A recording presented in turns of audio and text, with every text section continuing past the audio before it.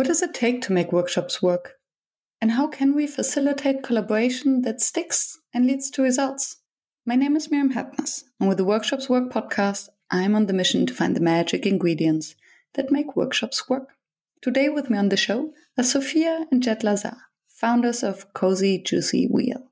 And we speak about creating emotional proximity through a game and the art of asking cozy, juicy, and wheel questions. So stay tuned. And by the way, if you don't have pen and paper at hand to take your own notes, why don't you scroll down to the show notes to download my free one-page summary. And now, enjoy. Hello. Hello. Hello. Welcome to the show. Thank you for having us. It's great to be here. Yes.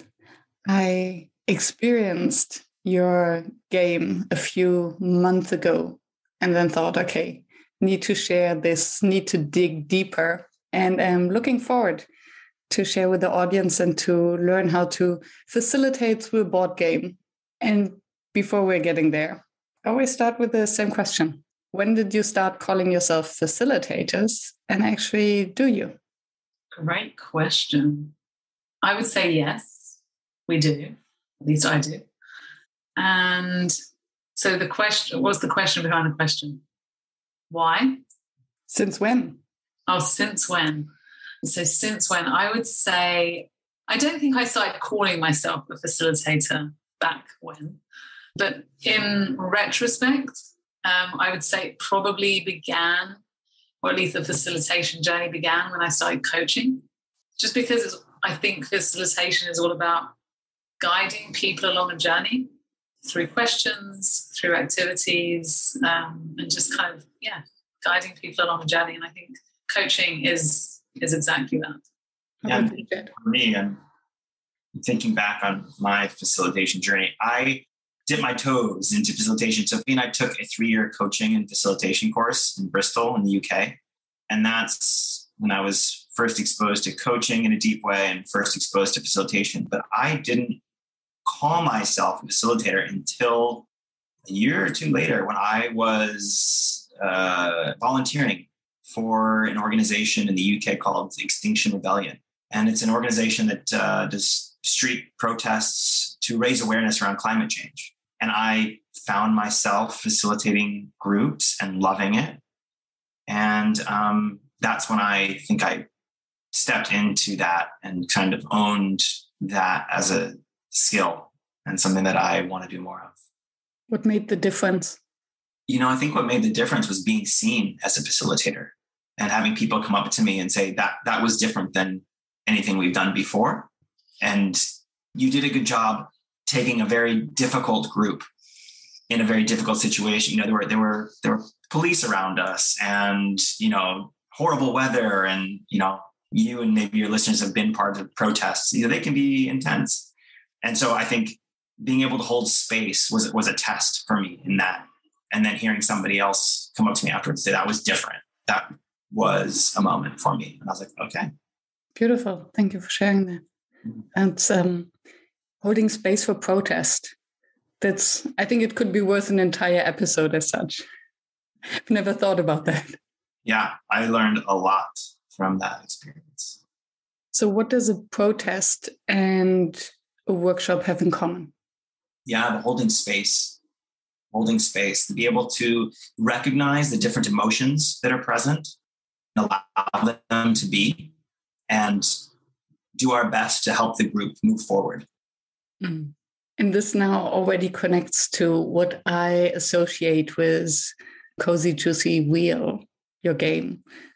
Mm-hmm. And I'll still hold back a little bit because I'd be curious to hear your facilitation story as the two of you, because you're a couple, if I'm not mistaken, and you work together and you facilitate together.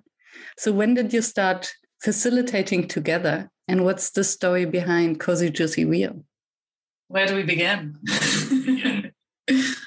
Well, what's interesting is, like Jed said, we did that course together for 3 years.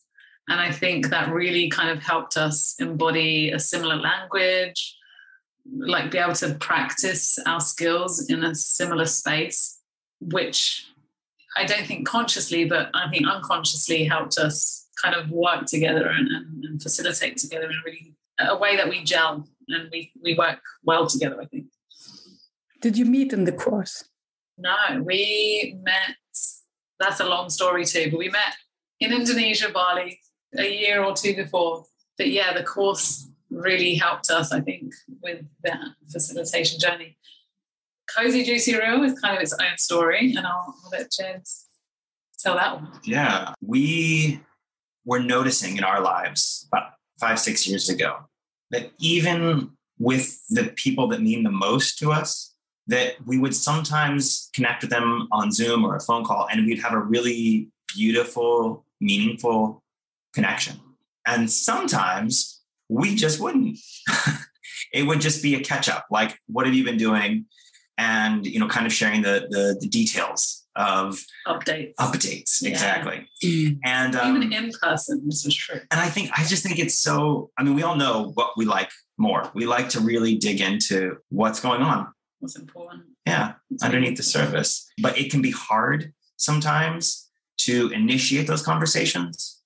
And so, we're just the kind of people who we just like playing with conversation and playing with ideas. And so this came out of a conversation that we were having, would it be possible to create a game where we could help people reliably connect on a deeper level, where we wouldn't even need to be there to hold space, but the game itself could hold space?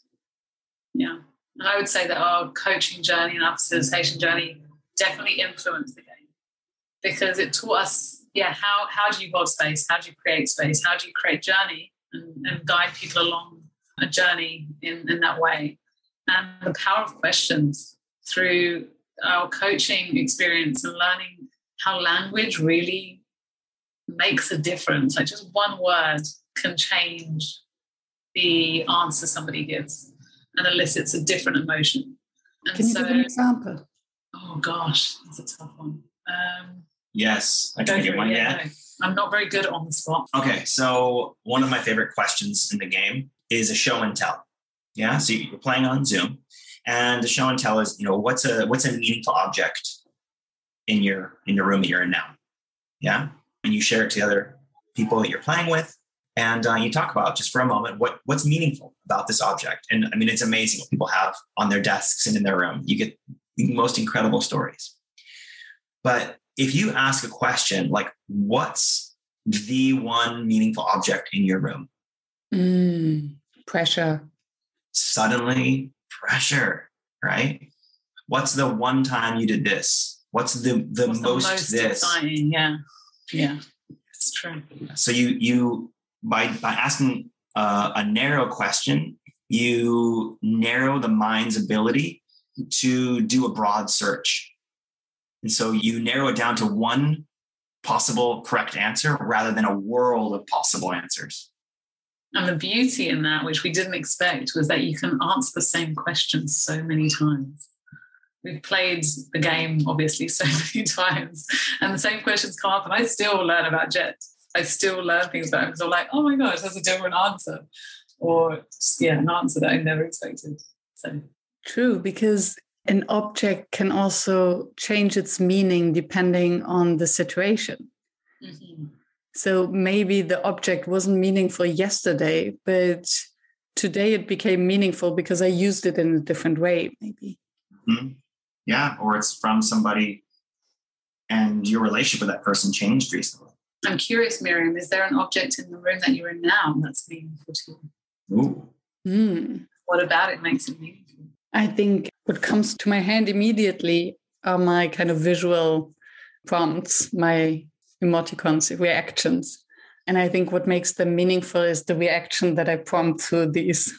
I created them and I used them, and they always kind of lighten up the faces of the person on the other side of the screen. I remember when you first held one up on the first Zoom call with us, and I was like, oh my gosh, I love that idea. And it totally made me smile. And for the listeners out there, Miriam just held up a heart and it immediately made me smile, for sure. And it's funny how the usage of analog in the virtual space totally changes the relation also between the people interacting. I think this might be another layer to the question or the prompt in the game that you just shared.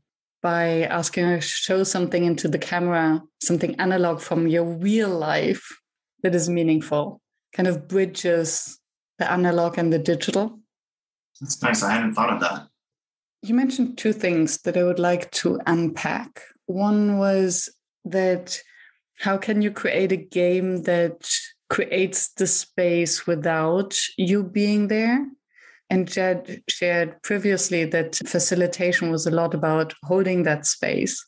So what I hear is, can a game hold that space for a group, and what does it take? And then maybe we can dig even deeper into the questions. What makes a question cozy, juicy, or real? Sure. Okay, so the first question around, can a game hold space? It's an interesting thing we dived into when we first started developing it, because we knew about question decks. There's so many of them and they're great. We use them and we love them. There was always something kind of awkward about them if we were to bring out a question deck with people that aren't necessarily people that normally like to have deep conversations. It was always kind of like, we're going to have this, dig deeper kind of conversation now.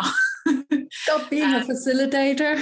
Right. It just was a bit awkward. And so we didn't find that we could use it in every situation with all our friends or with family.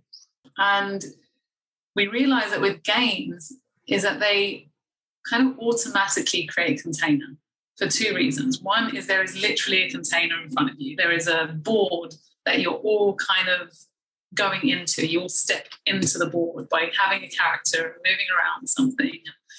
You're all in it. And that is in itself kind of a container. And the second thing is that with all games, there are rules. You all read the rules or watch the rules, and you know that you're on the same page. You know what those kind of constraints are. And there are turns, like one turn goes to the next turn, the next turn.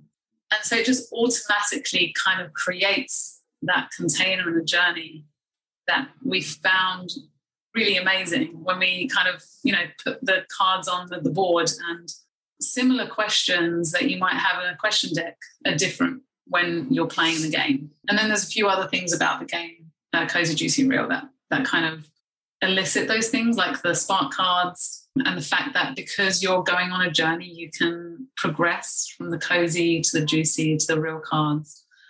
So yeah, that's how I would answer that. I don't know if you've got anything to add. I'd say one of the things I love about facilitating is that we get to be the architects of a person or a group's experience by the way that we show up and by the questions that we ask.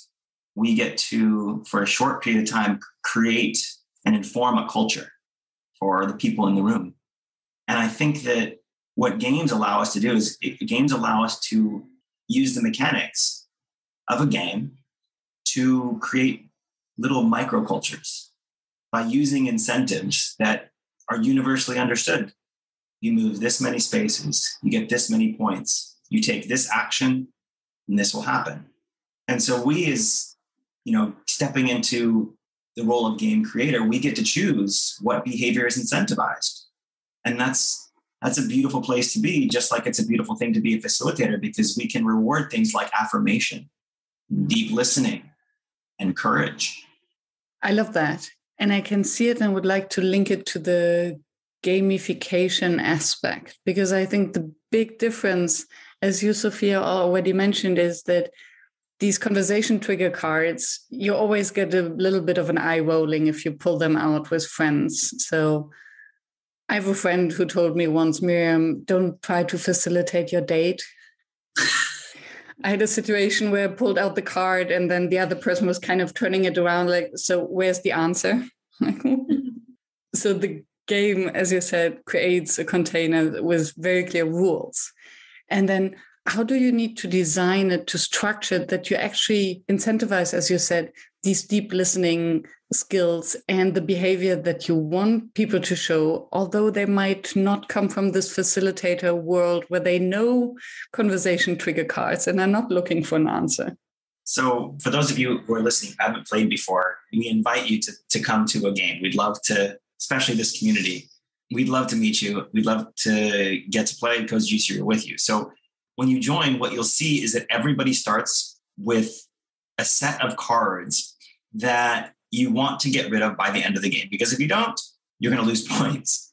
So points are one of those things that we universally understand as humans. And so we have these 6 cards, and they're things like a high five card. When somebody shares something that you really appreciate, you can give them a high five card, and they're getting that immediate affirmation, and they're also getting points. We've got a card specifically called the courage card.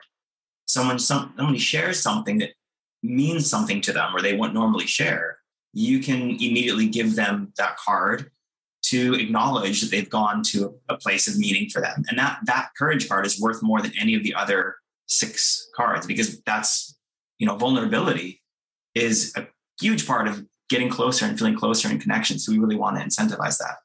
So those are just, a few of the ways that we use the mechanics to create the kind of feeling that we want in the room. So you reward players to show their appreciation and high five others, and also them for opening up and sharing, because they might want to win the cards. Exactly. Mm. And how do you then move forward? So it starts with cozy questions. So they're, I guess, easy to open a conversation. So what are the mechanics behind cozy, juicy wheel and how to get really deep? Because what I observed is that by playing half an hour, 45 minutes, it creates quite a connection. You can go very deep. How does your game does that? I would say that the questions are probably where we spend most of our time. And we still go back to the questions. But I remember when we had like the first version of the game, and then we really noticed, that's when we really noticed that the language of a question made a huge difference, and which we call a cozy, a juicy, and a real question also made a huge difference. And I think our coaching background actually really influenced what we call cozy, what we call juicy, what we call real.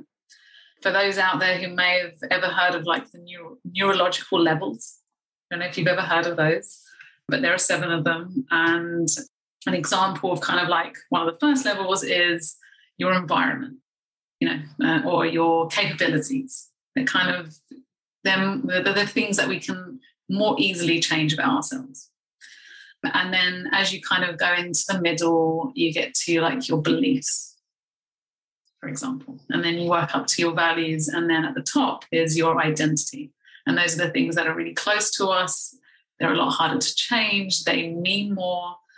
And so we kind of looked at those, and we realized that the questions that were easier to answer were kind of at the lower level, the things about our environment, or our capabilities. What would you like to learn?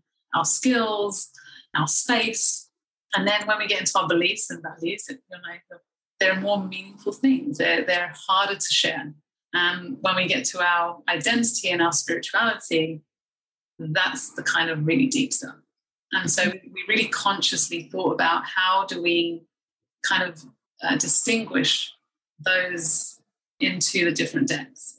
And so you'll notice now, if you play more cozy questions, they are those easier to answer.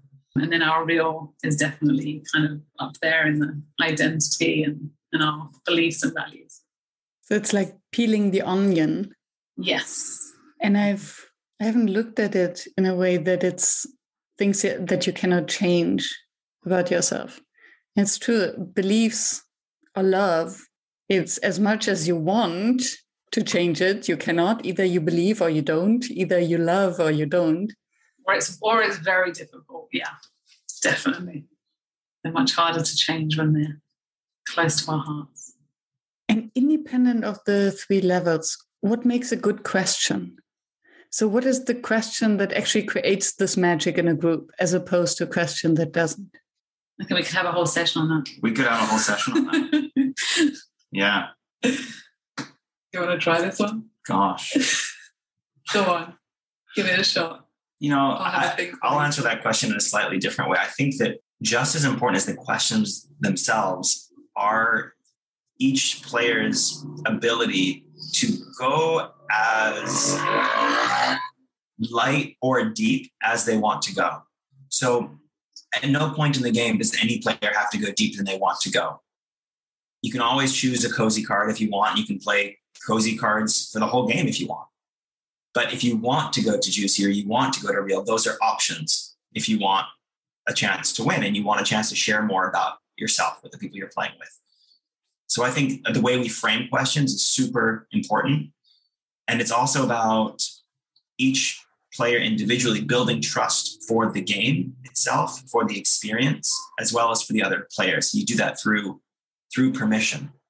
And if anybody picks a card that doesn't resonate or they don't want to answer, they can just, they can pick another card, because you never want somebody to feel like they have to share something they don't want to share.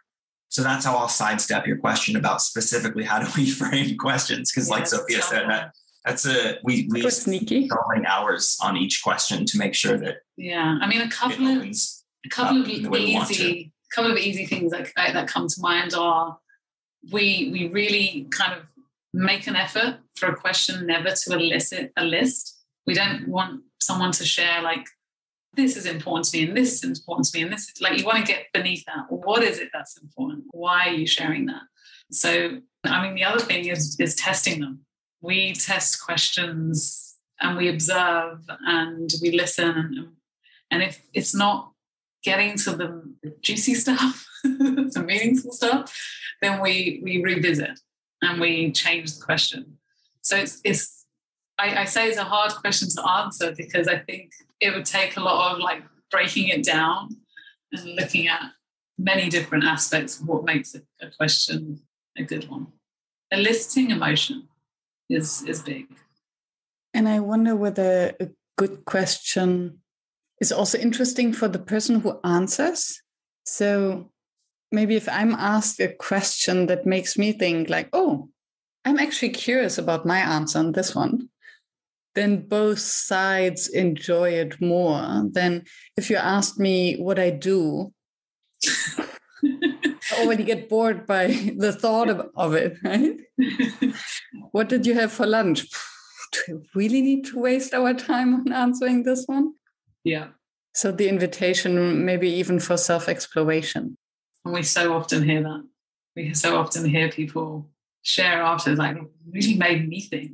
And maybe depending on the question, we've heard people say, I reached out to someone because of this question, or I did something that I've been putting off, or it's something that they didn't expect to come up. And that's really cool. Do you think that someone can learn how to ask more meaningful questions?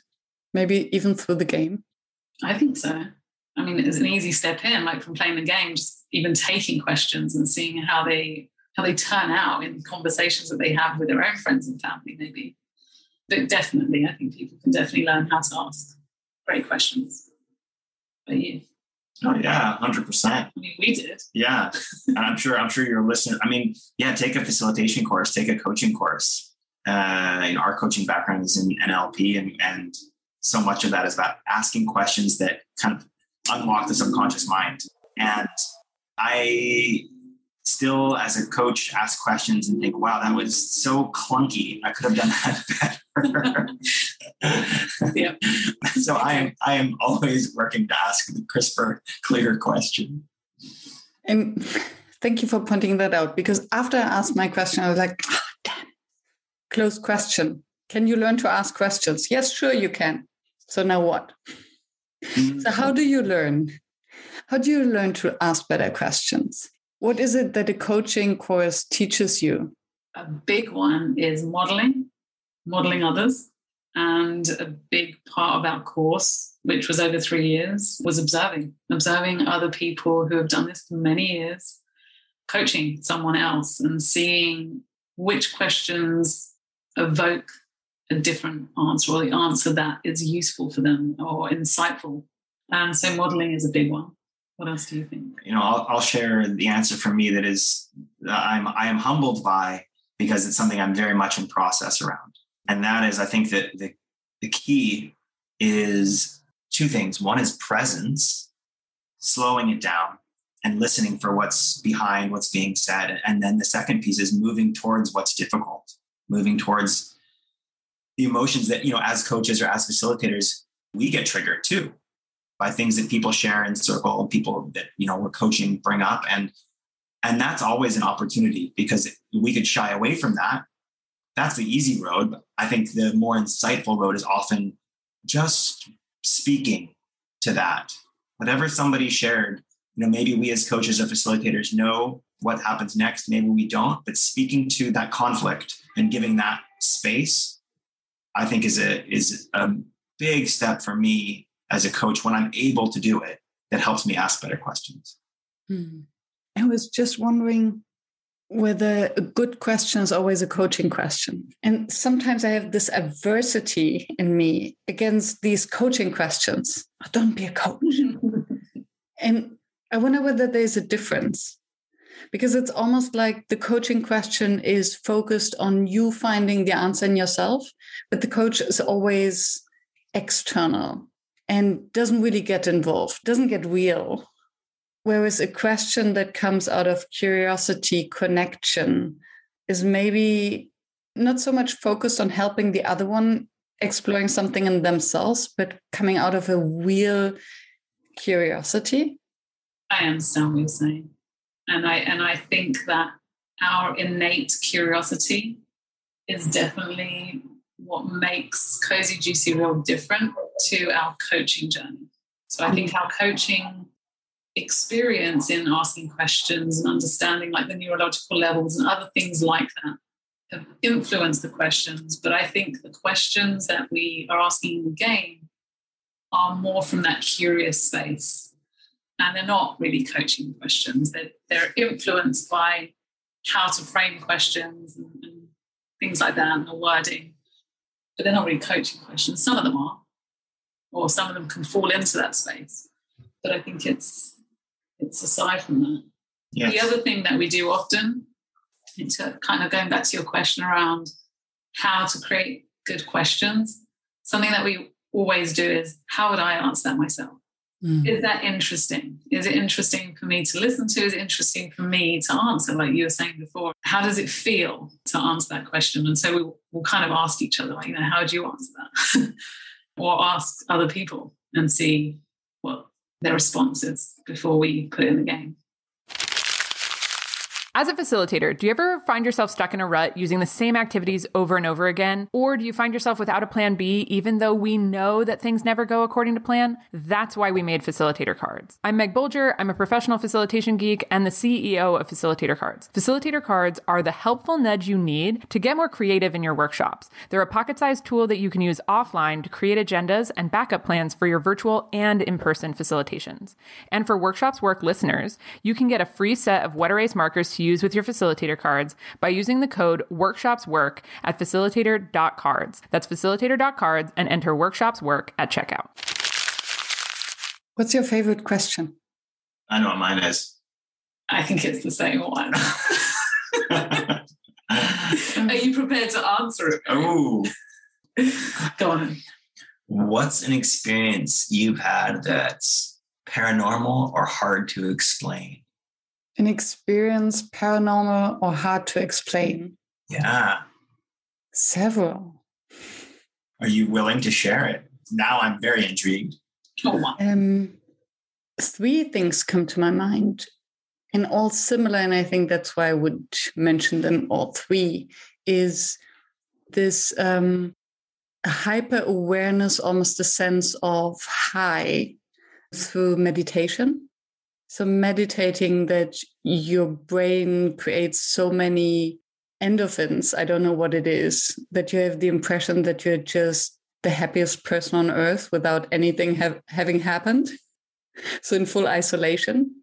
And I had a similar experience after fasting. So 0-calorie water fasting for over a week, having these moments.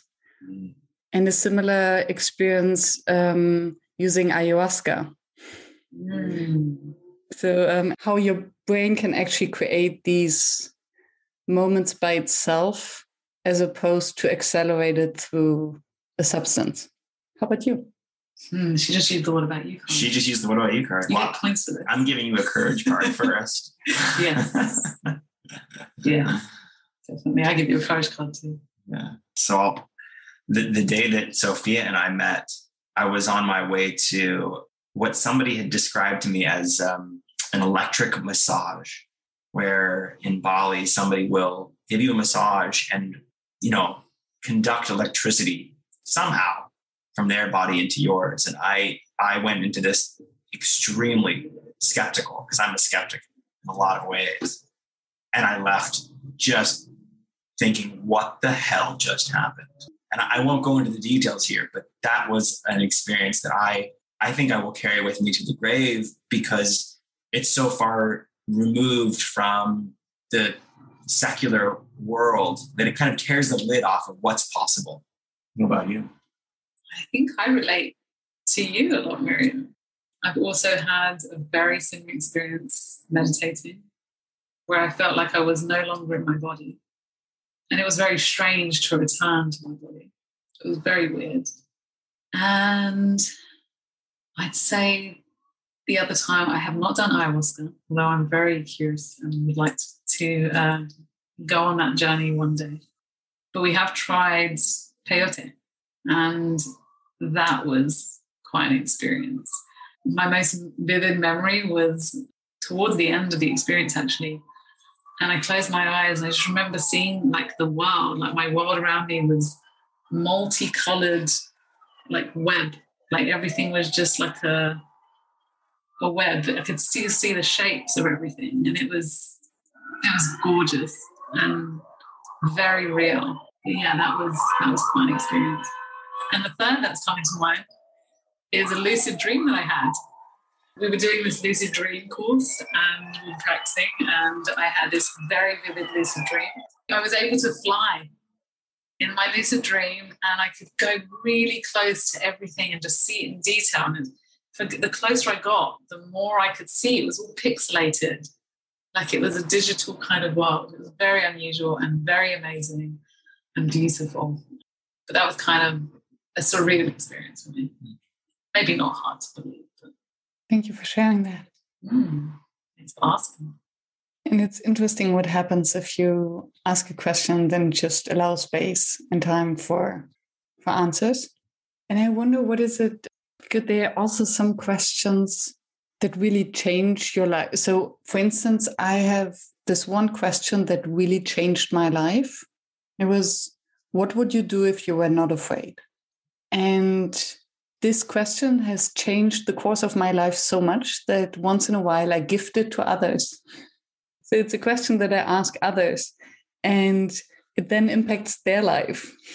And it's really interesting to see how a question can become a weird gift to someone. Do you have a question that turned into a gift for you? There is one question in the game that comes up that often makes me think, and I think it does influence me. And the question is, how is it worded? I don't remember exact wording now, but it's along the lines of, if there were one person in your life that you would like to have a better connection with, who would it be and why? And every time that question comes up, it makes me really think, like, who am I not reaching out to as much as I'd like to? Who am I not spending time with? Who have I, I don't know what's going on for them. And are they okay? And really think about why is that important to me? And often it makes me reach out to someone and reconnect. And that's what is a wonderful thing. Because especially for me, because I'm not very good at keeping in touch with people. So I find that question really, really influences my life in a positive way. I'm sure there are others, but that one really sticks out. What about you, Jed? I was once having a conversation with a friend about, our beliefs in what we can't see. And I shared something about how, I don't want to be I hesitate to believe in things that I can't see or experience firsthand because I don't want to be wrong. I don't want to buy into a belief system if it's incorrect, if it's not reality based, it's not true. And, this woman just asked me, why is it so important to be right? Maybe it's more important to have a belief system that excites us or supports us, than having something that's 100% correct. And that challenged me because that was an assumption I'd been making for decades, that whatever belief system I had to be 100%, verifiable. The story you're just sharing brings to my mind a question that Juanita Robertson shared on the podcast. What if instead of thinking we were human beings with spiritual experiences, we would believe that we were spiritual beings with human experiences? And how would this change your way of being and thinking and acting? Big question. It's a big question. I like it. That's going to become our dinner question. Tonight's dinner question. Yeah. And dinner question brings me back to the game and having a group of friends around a game versus a group of strangers. Because you just invited the audience to join you. And yes, sign up. And I assume that you have also played the game with friends. What were your observations? Even the version that we play with strangers. So preface that we have different versions of the game. So we have team building version, networking version. We have a more conservative version. We have a more kind of juicy version for like maybe people that have known each other for longer. And we have friends and family versions and many more. But yeah, we played, I'd say, most of our questions at some point with friends and family. And I find it amazing because here I am with people I've known for 20 plus years of my life.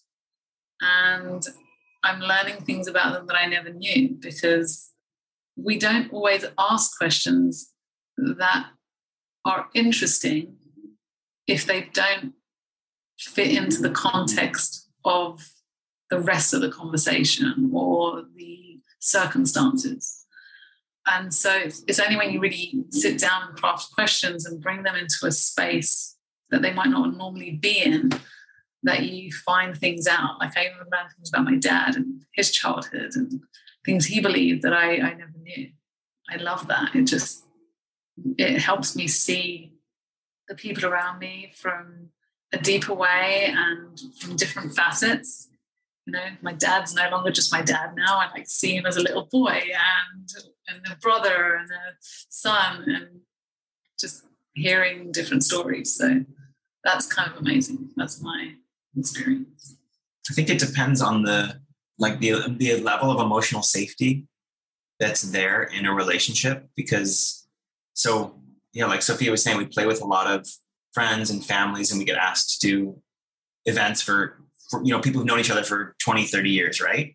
And then we get asked to do team building or onboarding for companies people have never met before. So there's a huge difference there, huge spectrum. And so the beauty of playing with strangers is that there's very little risk. You're meeting people for the first time and there's nothing you can kind of let go of, or you don't have to worry about the risk of damaging a relationship because you're just building that relationship for the first time right there. So that's kind of the beauty of meeting somebody for the first time through, a question deck or cozy juicy reel or a workshop experience.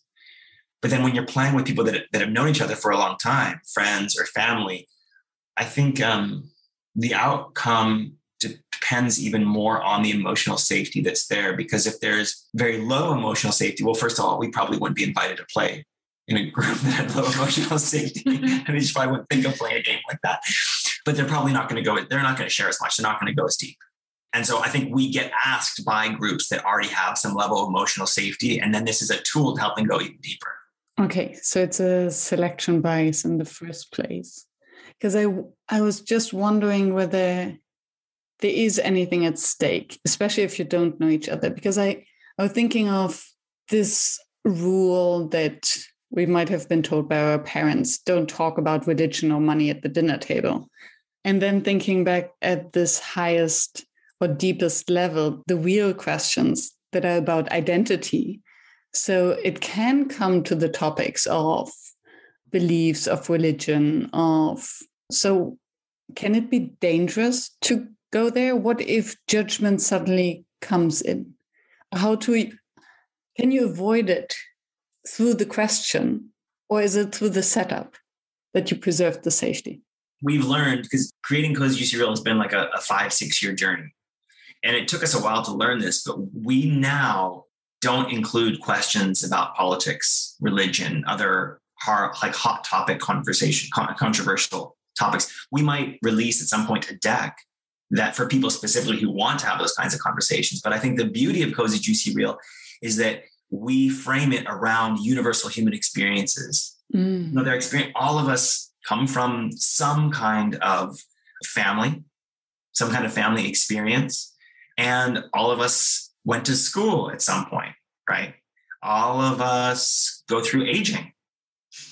All of us experience crushes at some point in our lives, right? I mean, there's all these universal experiences. And so emotions like pride, bravery. Yeah. So we framed the game around those types of experiences. Opinions. Because we found those are more divisive. So if I understand correctly, then a good question would be around something that is a universal experience. Sometimes we are not aware of what it can trigger. So a question about family can trigger trauma. So to what extent do you have to be so cautious? And then you can be very cautious in order to avoid or identity and gender identity. I mean, huge topic recently. How do you frame it that you avoid triggering trauma, or to what extent is it okay and then just trusting the players? So a few things come to my mind. One is that we don't intentionally avoid deep conversations. Again, I think we've all experienced some level of challenge with maybe our identity, shame, not feeling accepted, not feeling like we belong. We've all touched that space, I think. And so we don't particularly avoid questions that might evoke things like that. By universal, we might frame a question like, the one that comes to my mind right now, kind of a simple one, is about pets. We don't have a question about pets because not everybody has a pet. But we do have a question of like, what's a memory with animals? And for people that have had pets, may often answer with that in mind, but everyone has had an experience, most typically with animals.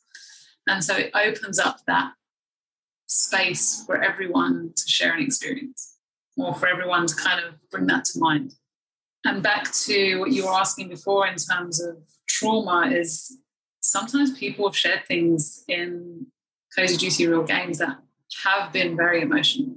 And like we said earlier, we frame the questions in a way that there could be many different answers. And so it really is up to the players to choose, do I feel safe to share this, or do I want to share this? Like a question, something like, when's the time you've been brave? You can go really deep with that, or you can stay, more on the surface. And so it's more, so framing a good question is giving people choice, giving choice to answer in many different ways, to many different depths. And that's really important when we craft questions. We really, really think about that a lot. Back to what you shared earlier, where it's not about the one example and the one experience, or the one object. Yeah. But giving permission to be brave when jaywalking and sharing that. Wrong. One thing that I really love hearing after people play the game sometimes is sometimes people do get vulnerable and they say how grateful they are that they've had a space to share something that they've never been able to share with anyone before, or go as deep as they maybe did during the game. And that's really wonderful to hear, like words like, it was so good to be heard and to feel seen. And this brings me to another question about the facilitation of the game. Because from what I hear, it would almost sound inappropriate for someone to be there as a facilitator without participating. Yeah, one of the rules of Cozy Juicy Real is that there are no spectators. Yeah, I call these people tourists. Yeah. Tourists. Yes. I like that. Emotional tourists. I like that. Emotional tourists. Yeah, because it's all about the experience and that safe space. You don't have it if there's somebody who's not participating. Vulnerability is about, the journey of vulnerability and the deepening of connection is about us going there together.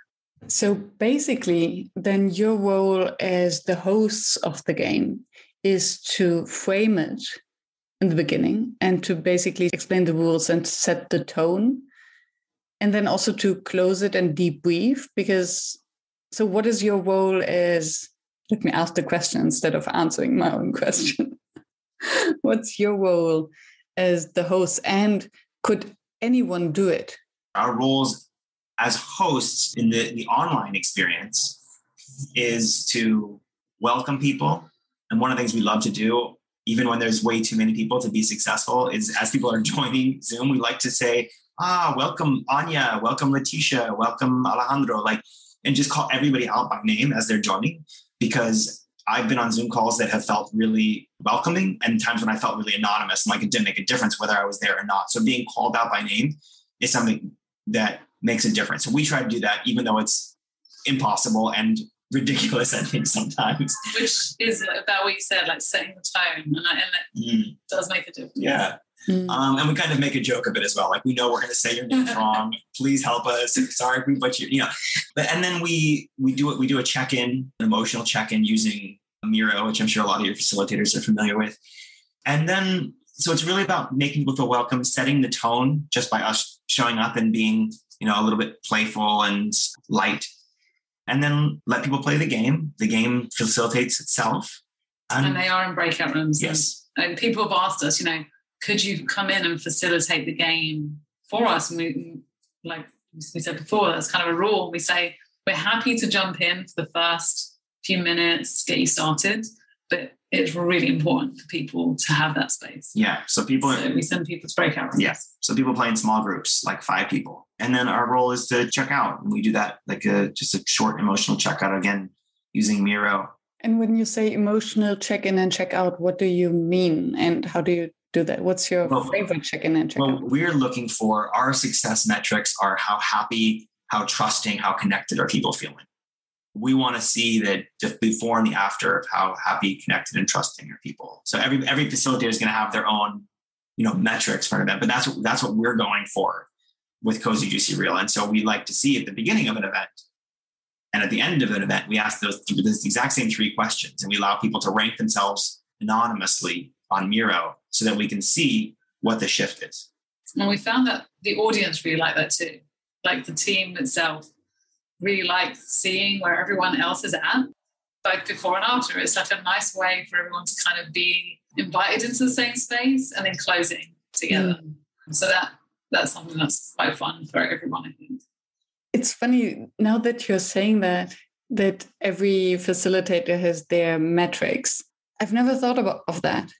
And actually, it makes so much sense. It's like our KPIs for ourselves. So what is it that I really want to achieve with my workshops? Is it connection? Is it trust? Is it results? Is it alignment? And so what is the feeling I want my participants to leave the workshop with? And then asking the questions before and after. I like that. We like that as facilitators, because then we get to see if we're being successful or if we're way off mark, right? Or if a change that we're making actually makes a difference that we want it to make. Yeah. What makes a workshop fail? Tech problems. Tech problems. Oh, tech problems. Gotta hate the tech problems. I'll just answer it. Have one. Yeah, for me, I think when I, as a facilitator, start to doubt my value as a facilitator, that's when I can get in my own way. I'm sure everybody has their own, version of kryptonite, but for me, that's mine. Like if I can let my negative internal voice lead or drive the bus, then that for me can lead to, a workshop where I feel like people aren't getting as much out of it as they otherwise would have. So for me, that's a failure, where people are coming and they're not getting out of it what they would have if I'd been able to show up as I know I can show up. I'm going to answer from a participant perspective because I think it's easier for the many workshops that I've attended myself. And I think the biggest difference is how engaged I am, how invited am I in the space. I think sometimes as facilitators, we often think that we need to do all the work and we need to provide all the value and give content.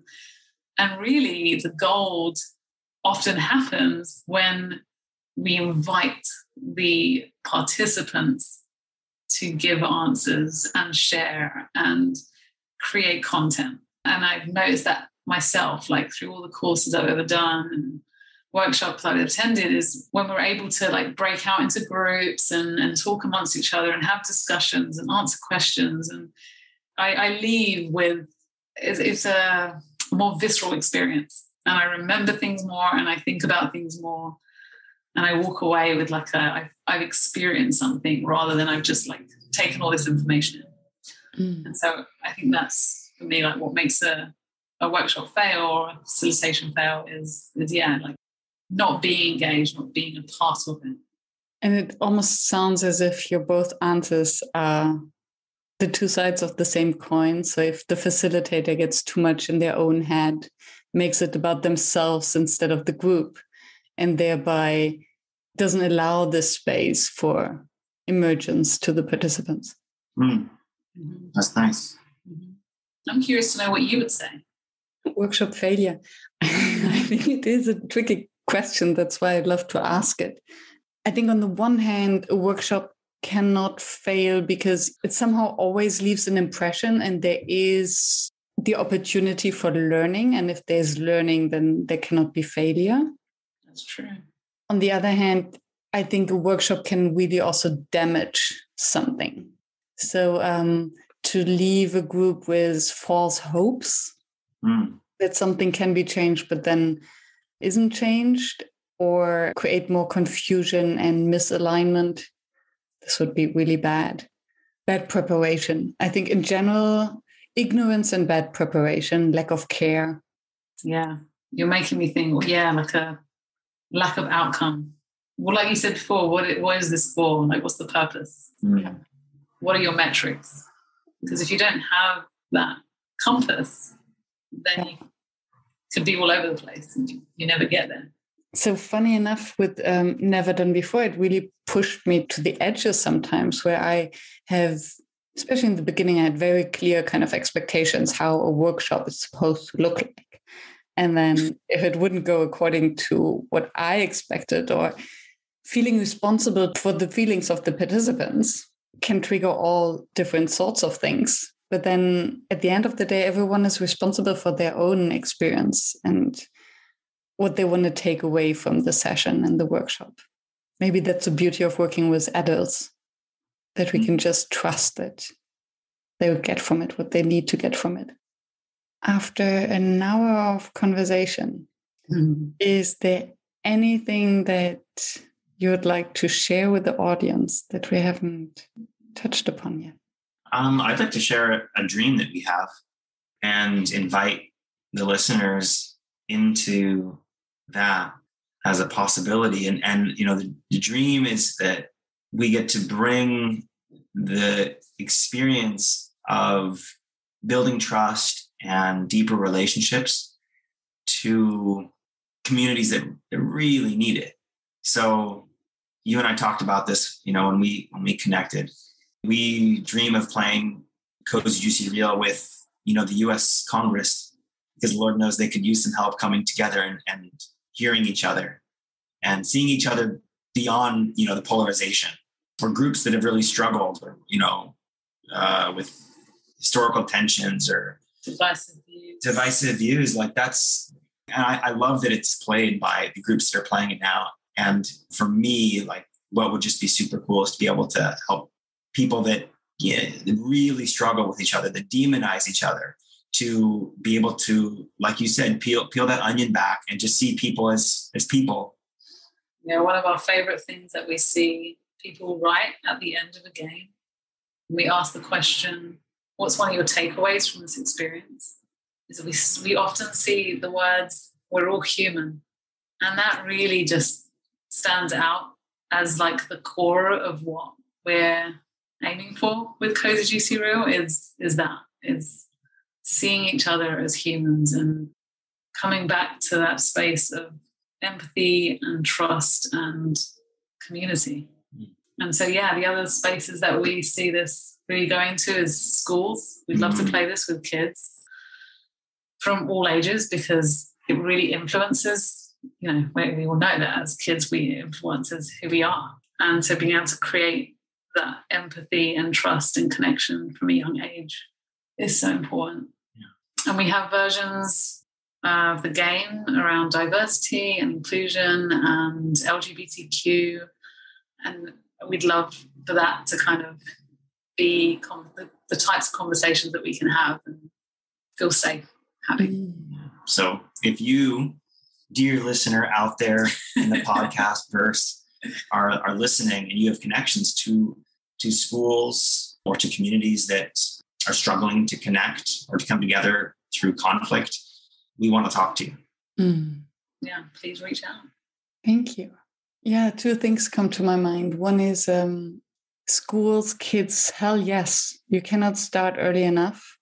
And there's so much research about children and especially boys that they used to speak so openly and so emotionally about their best friends, their best boyfriends, and then suddenly something happens and they wouldn't share their emotions anymore. Mm-hmm. So how to stop that through a game, through starting early, that being vulnerable is a new cool. Who said that today in a workshop? It was Jan Keck, called it vulrageous. Love that. Mm-hmm. And the other thing was that you briefly mentioned that about the selection bias, those who would call you into their space to host the game are those who actually already have the safe space and they just wish to go deeper, but they're rarely the ones who really need it. So this would be actually a beautiful workshop, crowdsourcing workshop. How might we get in touch with those communities or groups that actually do need it, but would never invite and would you or us or these kind of opportunities into the space because they don't see what could be possible. We would love that. Yeah. Mm-hmm. Sounds like a never done before project. This is so lovely. Thank you so much for taking the time to share your story and to talk about questions and getting a little bit real. Yeah, thank you. And I'll put all the information in the show notes. And I'm looking forward to seeing you in the community. Thank you, Miriam. Thank you for the invitation. Yeah. It's been fun, and it's been nice to get to know you a little bit better. Thank you. Thank you for staying tuned and listening to the show. I appreciate your attention as I know how busy you are. If you enjoyed it, please subscribe and engage by sharing your comments and thoughts, and visit workshops.work to download the one-page summary. I'm looking forward to seeing you back at the next episode, and I wish you a fruitful day.